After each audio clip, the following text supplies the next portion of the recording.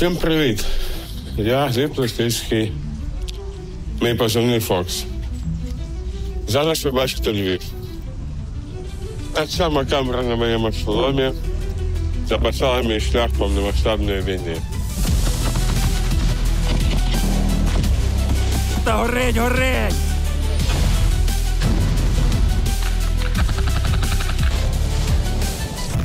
В цьому фільмі ви його побачите. Ви побачите, як ми разом з побратимами відбивали атаки окупантів.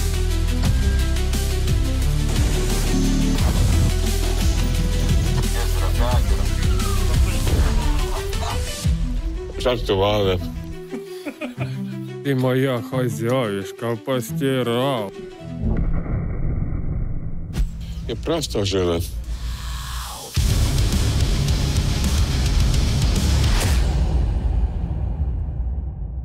– 24 лютого мене розбудив батько, сказав, що прохиляйся, синку, війна почалася.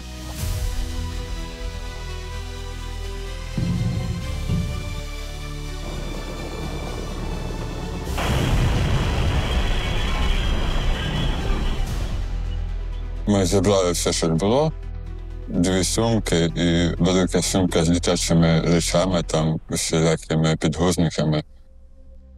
Вивіз я сім'ю. Після того зателефонував своєму начальнику, сказав, що ось так, що вивіз, все, я вже готовий приступати до виконання службових обов'язків. Він сказав, добре, скинув мені точку, куди під'їхати. І там ми зустрілися вже зі своїм підрозділом, і після цього нас направили над Кремінною.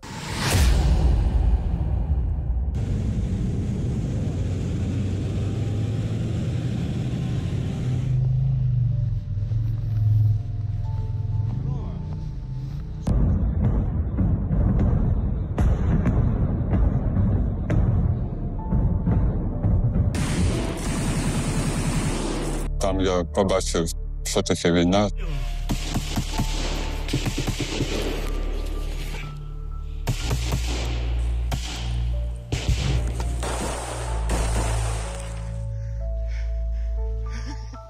Хоча, коли вже почалися наші перші 200-ті, 300-ті, ось, я думаю, тоді вже якось прийшло до мене, що так люди вмирають, що їх вбивають. Да, наш. Хто? Одеський. І то наш, це, Дімон.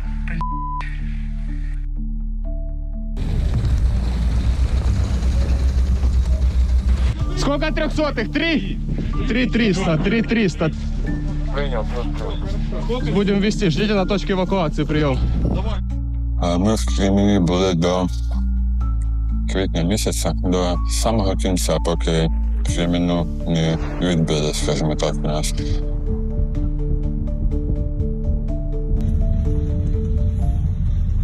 Через деякий проміжок часу ми опинилися під Святогорськом.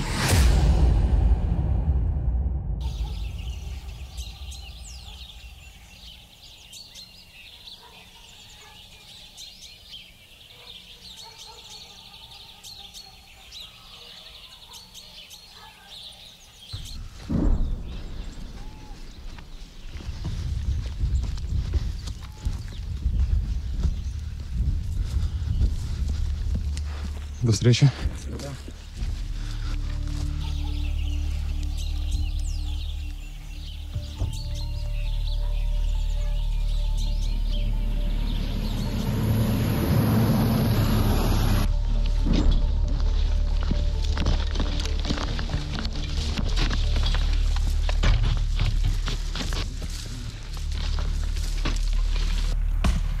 Отак прикордонники працюють.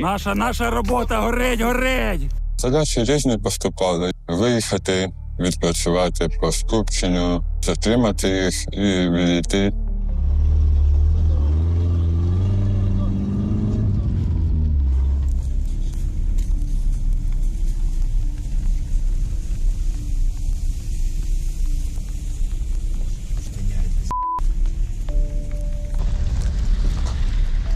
Так, чим ти поможеш? Тут уже нема нічого. Пес мертвий лежить. Да? Угу.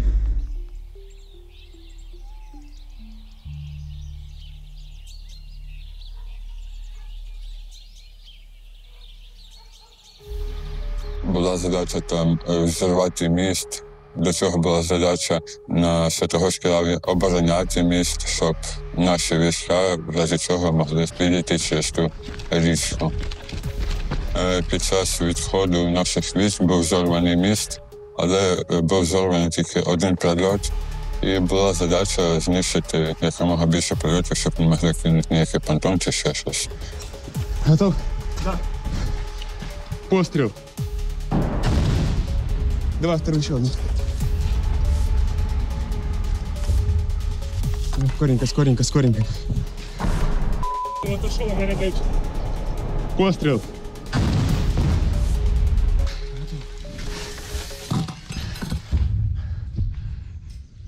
Пострел. Стоит, сука. Входу. Чем тебя взорвать? Погнали, погнали, погнали. Ходу, ходу, ходу. Дед, прячься. Я нічого не хочу такого поганого казати на тих, хто служить Богу.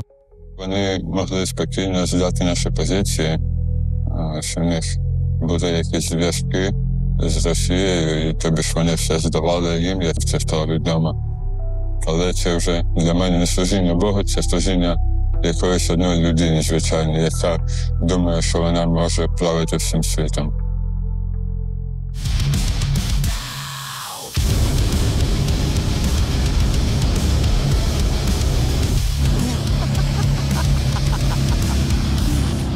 Постійно, коли кудись їдемо, там пісні, або ми гуртом всі там співаємо, або шутимо, відійти від цих всіх бойових дій трошки. Ну і слухали там, пам'ятаю, це, мабуть, був Вакарчук.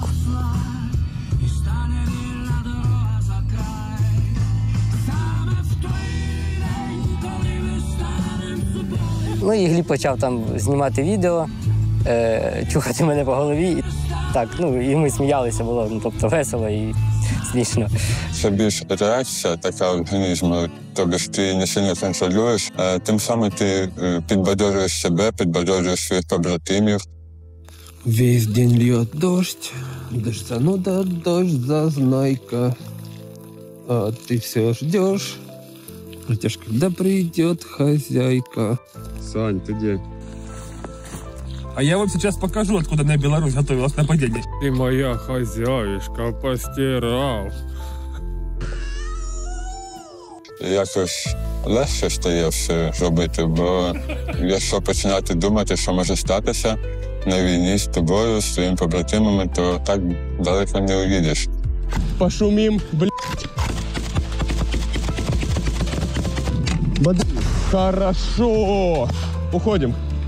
А якщо ти на позитиві, на постійний якийсь двіж, тобі ж адреналін хапнули, повернулися, підготувалися до наступного виїзду, то так легше набагато жити. Саме в цьому житті військовому.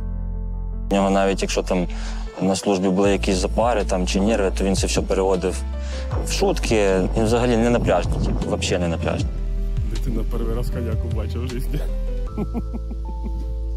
З ним от хотілося піти там десь на двіжуху, там постріляти, туди-сюди.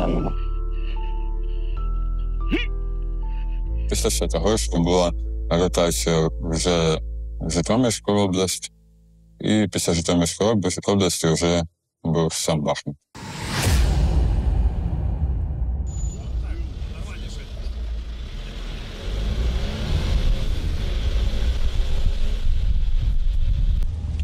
Good morning, Vietnam. Веремей, Веремей, подъезжаем, маленькая, мы на месте.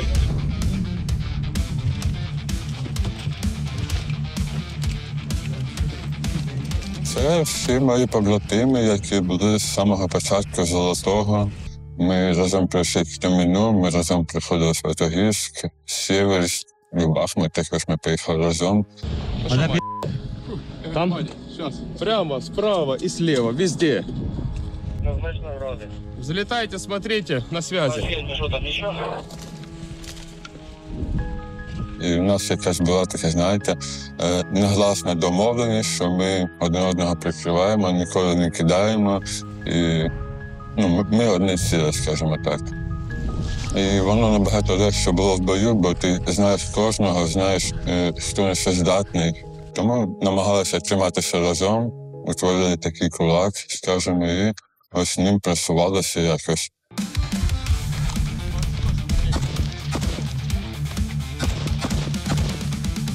Це дійсно військовий, якого можна назвати воїном. Після початку повноштабної війни він максимально вжився в цю роль штурмовика. Тобто він до цього, в нього був опит стрільби з гранатомета, він його завжди брав з собою, казав, що по-любому пригодиться. Він ніколи не стіснявся там взяти якесь нове озброєння, подивитися, почитати там про нього. Пошла, родная. Дуже цікавився зброєю із самого маличку. В нього були енциклопедії, в нього були саморобні, як він їх називав, патяматики. То було щось таке дуже важливе в його житті. Він його роздивлявся, знав назви, знав рік, коли ту зброю придумали, знав прізвище того, хто його придумав. Але то завжди було для миру. По одному. Сам родом з Лисичанська, який ще до війни вирішив піти не на якийсь там тиловий підрозділ чи в тилову часть, а іменно в зону АТО, де, в принципі, я думаю, що навіть якби ще тоді були задачі штурмувати окопи і так далі, то він би був в перших рядах.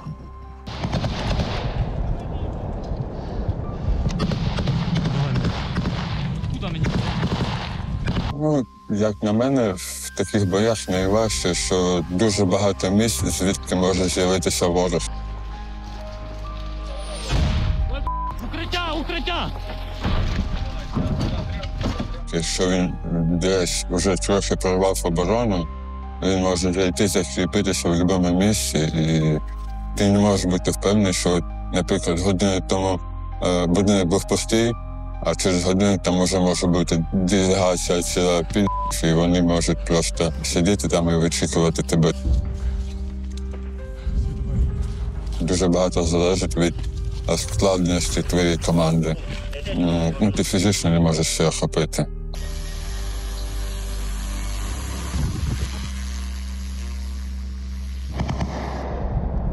В цьому допомагали нам наші побратими, які літали на коптерах і обстановку нам, скажімо, доповідали нам, що там відбувається. Лебушка, возьми 50 выше и 200 левее. Принял. 50-200. Все, бери, БК, корректируй, понял?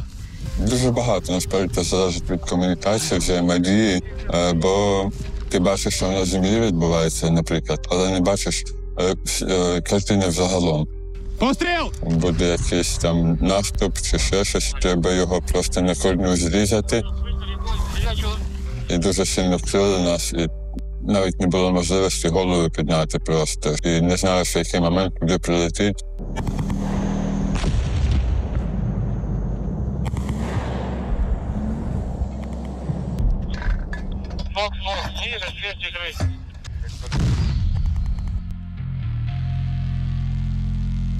Молодец. Давай, отходи пока, отходи.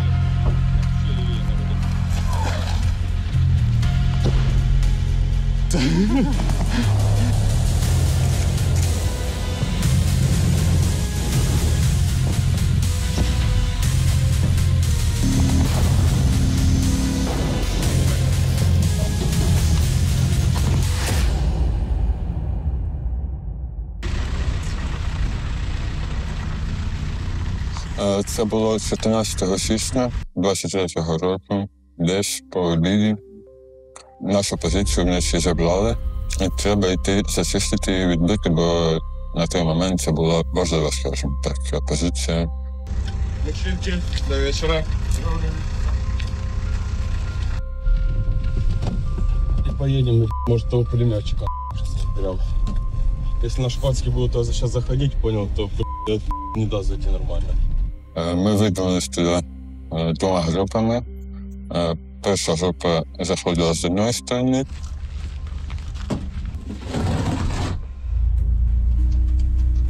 Ми з іншої сторони, в тому ж населеному пункті. Добрий вечір тобі, пане господарю, радуйся. Їдемо посівати кацапів.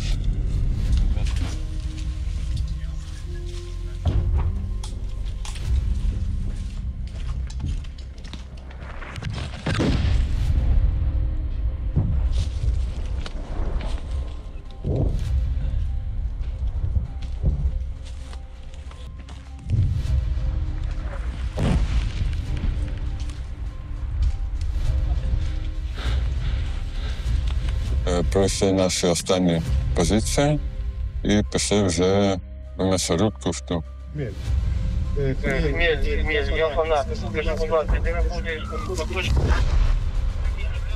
Ага, еще подтягивайся. Раз, два, трое. Четверо, пятеро.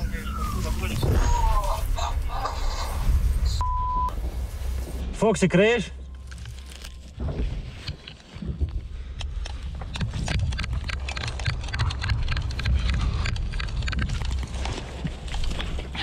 Отлично, Фоксі на прийом. Все, блядь, практики мої. В мене почуття таке було, я досі це пам'ятаю, і я ось з самого ранку я прокинулася, і мене все якось трусить, якось неспокійно було. І я отримала повідомлення від Гліба, що його довго не буде на зв'язку. Вагнер зайняв якийсь кусок лісопилки, і вокруг нього там були лісопосадки, тобто там ворог вже окопався. Тоді вже всі почали працювати. І Гриф з пташечкою, тобто там таке нормальне наступлення мало би бути.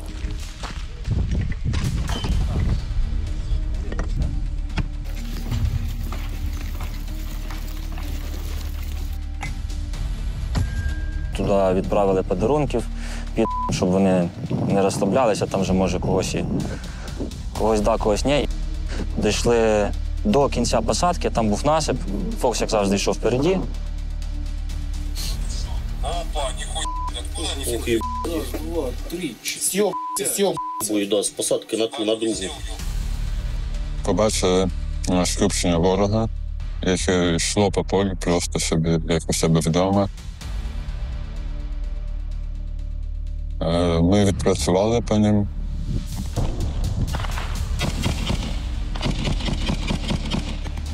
Я вийшов за пагорб, а за цим пагорбом, як я розумію, була позиція вже новостворена.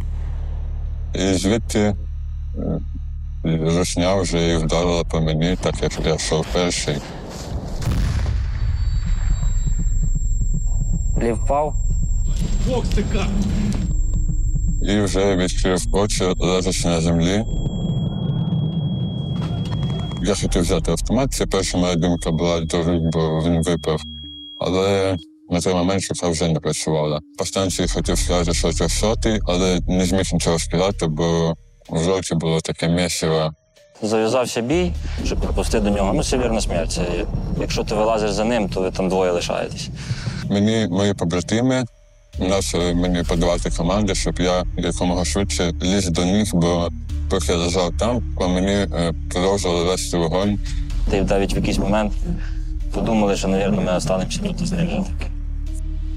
Я сказав побратиму, що я більше не можу повсти, і на що Хмель відповів, що давай, братику, ще трошки, я тебе заберу, ще трошки підповзи.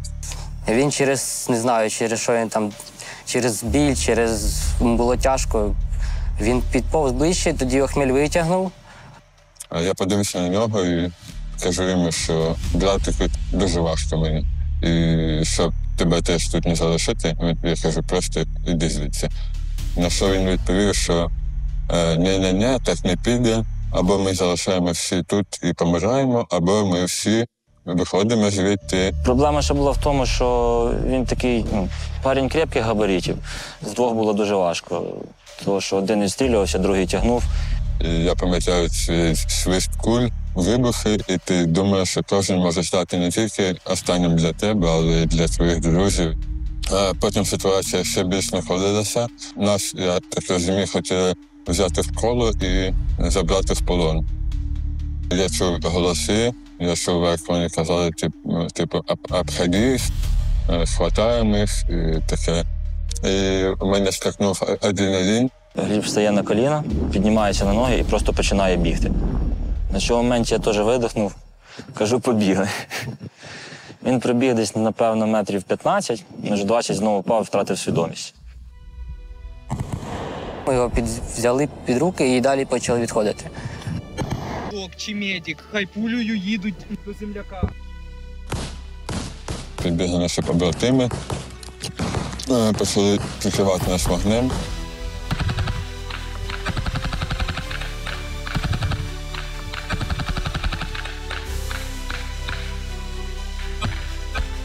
мене кинули на носилки і якомога швидше побігли до касійної машини, яка вже була на місці. Хлопці. Ноги, подожми ноги йому. Є, давай, відкривай. Док, Ярис, виїхали. Хлопці, давай мені. Попереду сидів Шмель, я у нього на лівій нозі, моя голова лежала, мені здавалося, що мені так легше дихати, а позаду мої ноги тримав живчик. І вже коли док забрав мене до себе, я вже у нього в машині почав втрачати свідомість, але він мене постійно заспокоював, казав, що Фокс, братішка, тримайся, все буде добре, викарабкайся, ми ще з тобою на море поїдемо. І ці слова мені якось в пам'яті закарбувалися, і тобі ще їх дуже пам'ятаю. В цей час, закриваючи пневмоторакс, надаваючи допомогу на нозі, на щелепі, це все питався збирати. Він почав тампонувати мені артерію, і через цю біль, яка відчувалася, тобі ще приходив до тями. Він був умнічка, це просто, він навіть шутив, не повірите. Після цього я привіз його в стаб-пункт.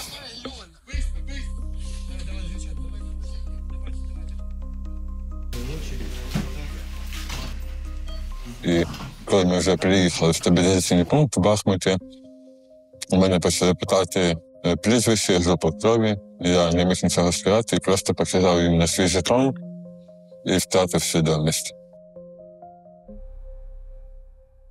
Я знаю, що мені почали переливання крові, бо дуже багато крововтрата була.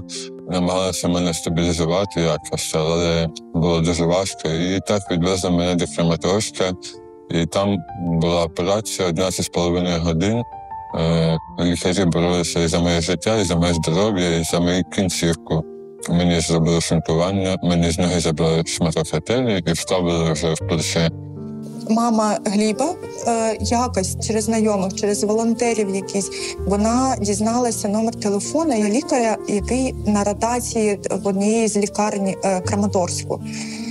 Я йому дзвоню, йому хтось тримає телефон, бо він дуже-дуже далеко. Він каже, я зараз його оперую, ми йому зараз рятуємо руку. Я йому кричу в трубку, врятуйте життя. Мені діставали всі осколки, мені якось намагалися стабілізувати, скажімо, щелепу мою, щоб вона не висіла, не тіліпалася. Зуби, бачиш, де лежать в нього. Там всі осколки.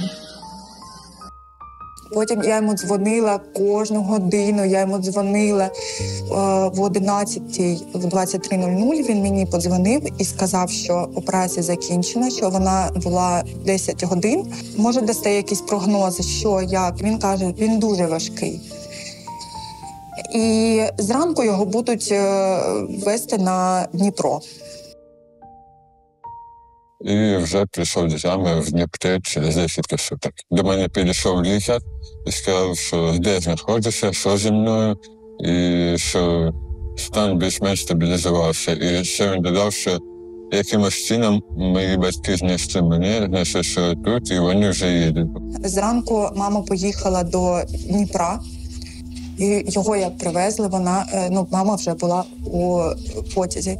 Я постійно знаходився в такому стані, то ти в тямі, то ти не в тямі. І просто в один момент, я пам'ятаю, хтось взявся за мою руку, сильно схватився і сказав, що синку, все добре, я тут на місці.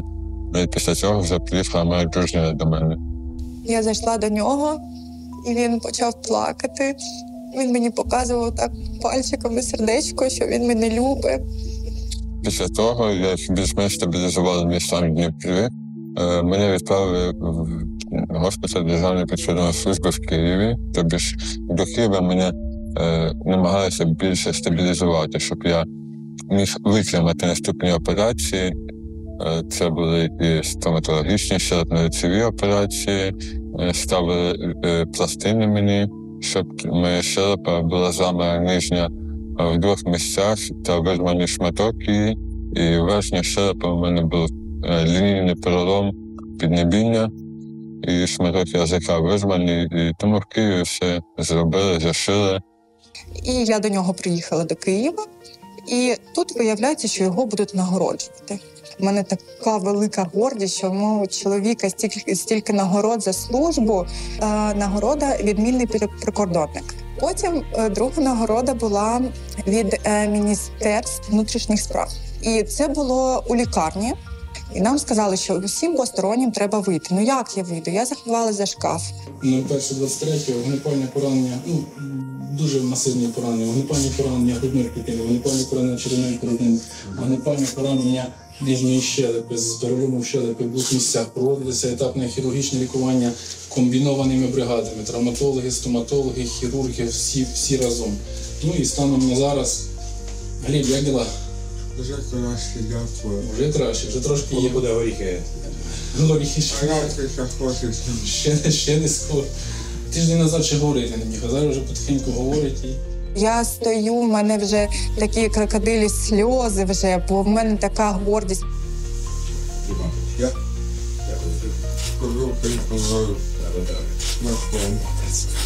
Третя була нагорода Богдана Хмельницького, 3-го ступеня була. І знаєте, чому він зрадів більш за все з усіх відзнак? Ну, звісно, зброєю. Пане генерал-майор, основа 3-го прикордонного загону. Загонне нагородження вишикано. Слава Україні! Героям слава! Нагороджений відомчою заохочувальною відзнакою управління розвідки адміністрації Державної прикордонної служби України, вогнепальна зброя, Латвецького Гліба Марковича, старшого сержанта. Вручаю, використовую її добросовісно проти ворога. Розумів? Так. Служу українському народу. Дякую. Все починається з однієї людини, і країна починається з однієї людини. І якщо ти потрібен одному комусь, то я думаю, що ти потрібен багатьом після цього. Глебушка, Фоксик, братик наш, ти крепкий, сильний. Ми знаємо, що ти з цим справишся, здоров'я у тебе, дай Боже. Ну, трошки тяжкувато нам без тебе, ну нічого, справляємося і будемо справлятися, і будемо за тебе їх класти всі. Державна прикордонна служба України тримається на таких відважних воїнах, патріотах, як ти. Бажаю тобі швидкого одужання, нехай скоріше гоються рани. Повертайся до строю, ми тебе дуже чекаємо. И, как ты любишь говорить, чтобы был порядочек. Чтобы у тебя был порядочек. Ты самый крепкий воин, которого я когда-либо знал. И знаю. Я тебя обожаю, честно. Лепушка, братик, родненько, давай скоріше виздоравлювай, бо ми тут без тебе зовсім загинаємося. Давай скорішенько там поправляйся, ми тебе любимо, ждемо. Все буде Україна. Глебушка, родной, вітаємо тебе, братику, побратим. Ти настоящий мужчина, настоящий мужик. Ти настоящая гордость нашого Луганського прикордонного отряду. До речі, ну і не забувай, що ви настоящі, справжні бойові міньйони. Тримайся, вертайся до нас поскоріше. Ми тебе любимо, ми тебе вважаємо. Ти реально наш движок, блядь, ти нас тянув везде, ми з тобою йшли. Ми в тебе віримо і вірили, і віримо в те, що ти виздоровіш, і все буде чітко. І будемо движнячити далі. Вот, ну и как положено, на море, за бокалом пива, за столиком. Посидим, посмотрим на закат, будем купаться в теплом море и думать про приятные вещи. И ни разу не вспомним о войне. Давай, друже, береги себя. Пока. Це відео побачив в самому госпіталі, в Київському. Якось навіть сил придало мені. Бо розумію, що ти потрібен своїм друзям, своїм побратимам, ти потрібен своїй країні.